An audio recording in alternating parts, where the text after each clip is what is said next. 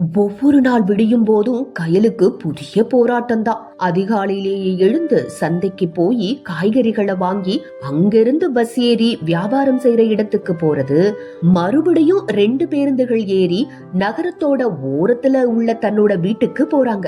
இதுதான் கயலோட வழக்கமான வேலை. மாசம் 2000 ரூபாய் வெறும் போக்குவரத்து செலவுக்கு மட்டும். இந்த சுமை அவருக்கு கிடைச்ச லாபத்துல ஒரு பெரிய பங்கையே விழுங்கிட்டு இருந்தது. தன்னோட 2 குழந்தைகளை வளர்க்கவும் குடும்பத்தை நடத்தவும் இந்த 2000 எவ்வளவு முக்கியன்றத தெரிஞ்ச கயல் ஒரு விடியலுக்காக காத்துட்டு இருந்தாங்க. கயல் எதிர்பார்த்த விடியல் திமுக அரசாங்கத்தோட வருகையால அவங்க வாழ்க்கையில வந்துச்சு. தமிழ்நாட்டோட முதலமைச்சரான மு.க.ஸ்டாலின் பெண்களோட வாழ்க்கையில பெரிய மாற்றத்தை ஏற்படுத்துற ஒரு திட்டத்தை அறிவிச்சாரு.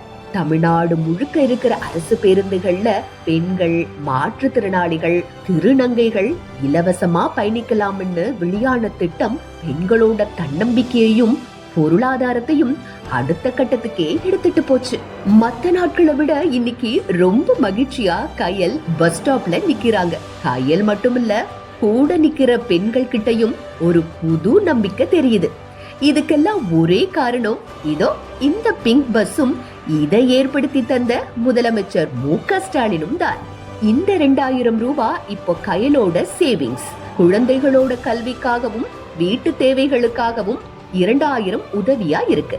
இது பெண்களுக்கு இலவச பயணத்தை மட்டும் தரல, கயல் மாதிரி இருக்கிற பெண்களோட வாழ்க்கையில ஒரு புதிய விடியலை கொண்டு வந்திருக்கு.